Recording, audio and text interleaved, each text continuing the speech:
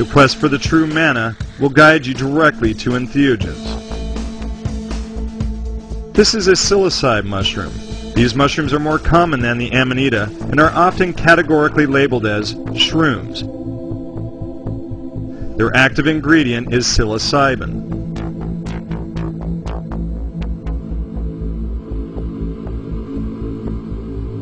The Los Angeles Biomedical Research Institute at Harbor-UCLA Medical Center is conducting a study designed to measure the effectiveness of the novel psychoactive medication psilocybin on reduction of anxiety, depression, and physical pain. All participants in this study have stage 4 cancer and anxiety. They are between the ages of 18 and 65 and do not have a history of major psychiatric disorders. Participants spend 2 nights at the hospital, undergo an MRI scan of the brain, and receive psilocybin. This is a double-blind study, meaning that the participants are given a placebo and the active medication, but they are not told which drug is administered when. Participants are encouraged to bring along personal photos and some of their favorite music.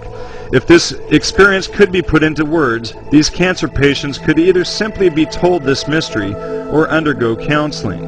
Only through the ingestion of a true sacrament, entheogens, can these terminally ill cancer patients have such a profound experience that they no longer fear death. This is a personal paradigm shift for each participant. Another recent study, performed by Johns Hopkins University and published in May of 2006, concluded that psilocybin appeared to create the same experience as the ancient and mystical experiences found in our religions. Harvard's Good Friday experiment came to the same conclusion decades ago.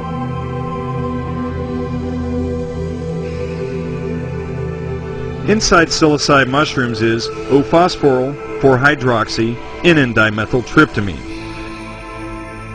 Dimethyltryptamine is DMT. Keep this in mind because these 3 letters will come up often throughout the rest of this lecture. There were 2 types of manna in the Bible: manna from heaven, which appeared many times during the voyage out of Egypt, and the hidden manna, which is only mentioned once in Revelation.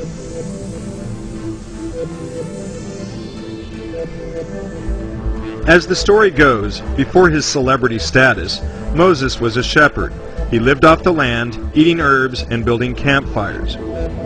His life in many ways must have resembled the Native American or the shaman that we have come to know. On at least 2 occasions, Moses wandered over to Mount Sinai. It was on this mountain, which was also called Horeb or Median over time, that Moses encountered a bush that spoke to him. A bush that was on fire but did not burn. A burning bush that did not consume. This bush spoke to him with a voice that could be none other than the voice of God. This truly sounds like a hallucination. Inanimate objects speaking, visions of flames, communication with the gods, etc. The word manna literally translates to, "What is this?" This manna was said to have appeared on the ground overnight, and it came with the dew in the morning. Psilocybe mushrooms appear overnight and flourish when there is dew on the ground. And if it was your first time to eat these mushrooms, your reaction just might be, "What is this?" A variety of psilocybe-containing mushrooms also grow atop the dung of cattle. The abundance of manure from their cattle would have provided ideal conditions for these mushrooms to grow. After fleeing Egypt, Moses did not wander the wilderness for as long as some would think. Moses knew where he was going, and he took his people directly back to Mount Sinai, where he first encountered the burning bush. This is when he went back up the mountain, and a few days later he came down with the first set of 10 commandments.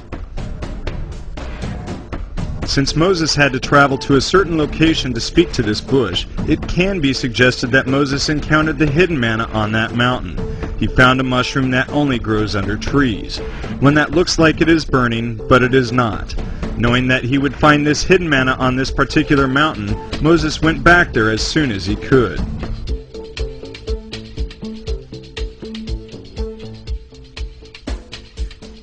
Here is a photograph of a psilocybe mushroom. Notice that the stipe of this mushroom is turning blue. When you grab a hold of these mushrooms and bruise them, they bruise blue, similar to a magnolia tree's white flower bruising brown. Jesus is often represented wearing blue, but even more significant symbolism of this mushroom can be found in India. Because when you understand that these sacred plants help sculpt all of the major religions, it will help make sense to learn that in Indian mythology, Lord Vishnu is blue and his incarnation is Krishna, just like the body of the psilocybe mushroom is blue. Shiva has an extensive following. According to Hindu mythology, when the demons and deities churned the milky ocean, 14 jewels surfaced, one of which was poison. Poisonous fumes threatened to overwhelm the entire world, so Shiva drank the poison.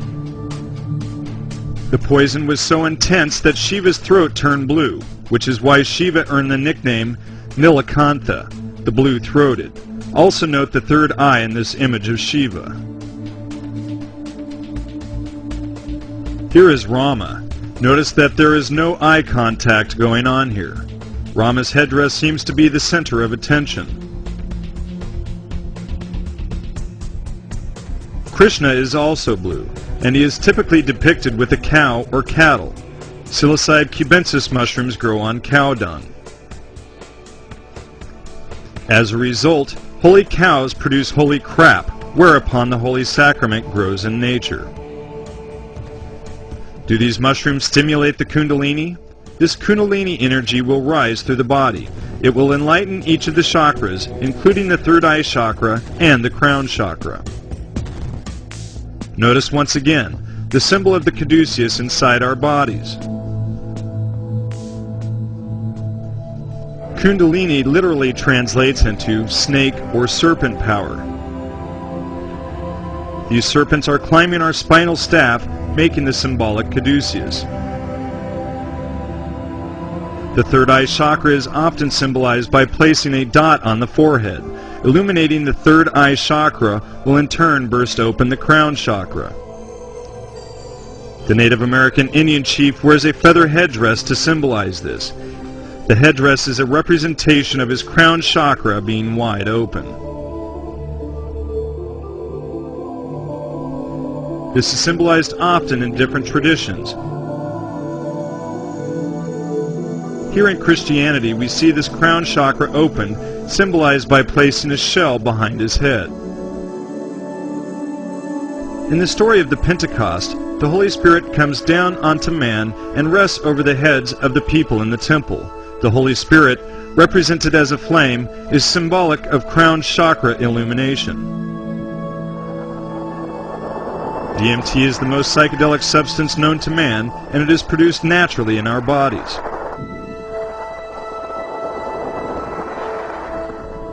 Dr. Rick Strassman, author of DMT, the Spirit Molecule, was, at the time his research began, the first doctor allowed to perform psychedelic or entheogenic studies in the U.S. for over 20 years. With intravenous DMT injection, Strassman was able to recreate, unintentionally of course, the alien abduction experience, as well as many levels of out-of-body and religious experiences in the clinical setting. These same chemical compounds can be found in the excretions of a Bufo alivarius toad.